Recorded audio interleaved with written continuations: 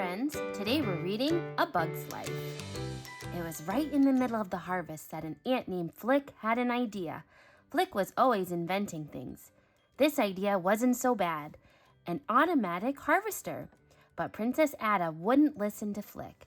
She was too busy figuring out if there would be enough grain for Hopper and his greedy grasshopper gang.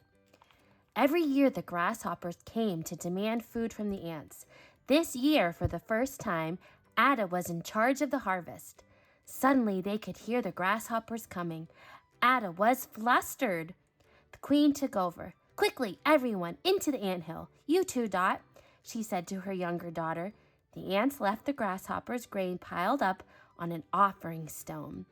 Flik ran for cover too, but as he was taking off his wonderful harvesting machine, he knocked the offering stone over. All the grain slid down into the dry, cracked riverbed. Hopper would be furious. Hopper was furious. Flik tried to stand up to him, but couldn't. Hopper grabbed Dot and threatened the terrified ants. "When I come back, I want to see twice the regular amount of grain, or else," he snarled. Flik knew that if the ants obeyed Hopper, they wouldn't have enough food for themselves. So he got another idea. "I could go get some bigger bugs to fight the grasshoppers," he suggested. Princess Ada and the queen didn't like the idea, but they were glad to send Flik away. Only Dot had faith in him. "Bring back some real tough bugs," she called as he floated away on his quest.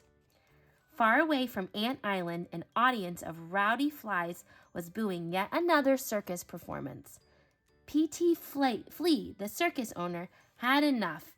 "You're all fired," he yelled at his performers. Soon Flik arrived in the city. He had never seen anything like it. This was the place to find tough bugs.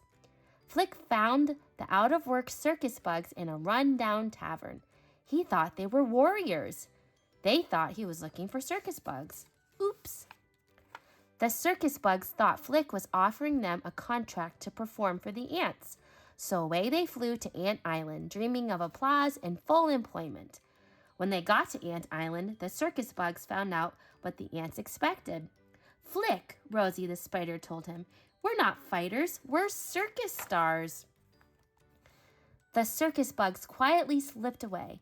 Flik ran after them, begging them to stay. Manny the praying mantis spoke for them all. "You tricked us," he told Flik.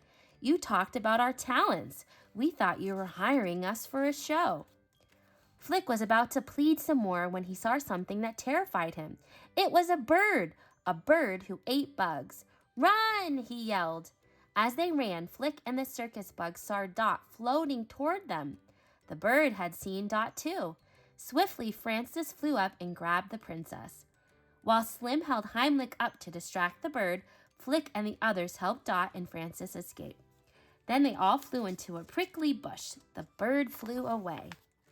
Flik, Dot, and the bugs climbed down from the bush to find the whole ant colony cheering them. What a wonderful sound! The circus bugs had never heard applause before. Right there and then they decided to help the ants, if Flik could come up with a plan. Flik had a plan, but he knew that the ants wouldn't listen to him. The plan had to come from the circus warriors. Manny was elected to explain the plan to Princess Ada. He told her they would chase the grasshoppers away with a fake bird. The ants stopped collecting grain and helped the bugs build the bird. They liked the idea of little ants defeating big grasshoppers. They also still thought the warriors were heroes. Once the bird was finished, it was raised up into a knothole in the tree. When the time came, Flik would fly it out and give Hopper the scare of his nasty life. Far away from Ant Island, some of Hopper's gangsters were muttering to one another. Why should they go back to Ant Island? They already had plenty of food. Hopper didn't agree. There was that ant who stood up to me, he reminded the gang. If we let one ant stand up to us, they might all stand up, and there goes our way of life. Hopper looked around. Not one grasshopper in his gang dared to disagree with him. "Then let's ride," he ordered them. With a loud buzz, the gang took off for Ant Island. Meanwhile, Flik was telling the circus bugs that their work was finished. Now that the bird was ready, they wouldn't have to stay and fight. The circus bugs, however, didn't want to leave. They liked being heroes. Then P.T. Flea showed up. "I'm looking for some circus performers," he told the ants. Flik tried to hide the truth, but the ants discovered that their warrior bugs were only circus bugs. The queen ordered the circus bugs to leave and to take Flik with him. Dot wanted to go with her friends, but her mother held her back. The ants knew they couldn't fight the grasshoppers alone. Frantically, they started collecting grain again, but there wasn't enough time. The alarm sounded. The grasshoppers had arrived. "Mother," Ada cried, "what will we do?" The queen had no answer. Hopper had no mercy. He and his gangsters turned the ants into slaves. They were even planning to squish the queen. When Dot overheard this, she knew she had to do something, so she sneaked away to find Flik. Once Dot convinced Flik to come back, he was ready to fight. She knew his bird idea would work. The circus bugs wanted to help too, but they knew PT would object. So they shut him up in the wagon. Then the whole group hurried back to Ant Island. While the circus bugs were distracting Hopper and his gang with the circus performance, Flik and Dot rallied the ant children. Together they sneaked up to get the bird ready. When Gypsy the moth gave the signal, Flik's fake bird zoomed down from the tree, straight at the awful grasshoppers. Hopper and his gang ran. Then P.T. Flea, who had never understood Flik's plan, escaped. Thinking that the bird was a danger to them all, he set it on fire. Hopper realized that he'd been tricked. He quickly got his gang back together. Once more, the terrible grasshoppers threatened the poor ants. This time, Hopper's target was Ada. Flik couldn't stand it. "Leave her alone," he cried. Flik's actions gave the other ants the courage they needed. Together with the circus bugs, they attacked. Hopper knew he couldn't survive if he fought against so many ants, but at least he could get Flik.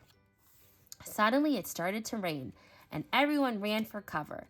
Ada took advantage of the confusion to grab Flik away from Hopper, but Hopper wouldn't give up. He chased Flik and Ada across the river.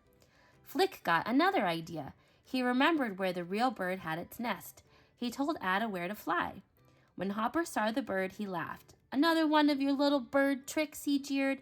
But it wasn't. Bye-bye, Hopper. The grasshoppers never returned, and the ants never had to worry about food again.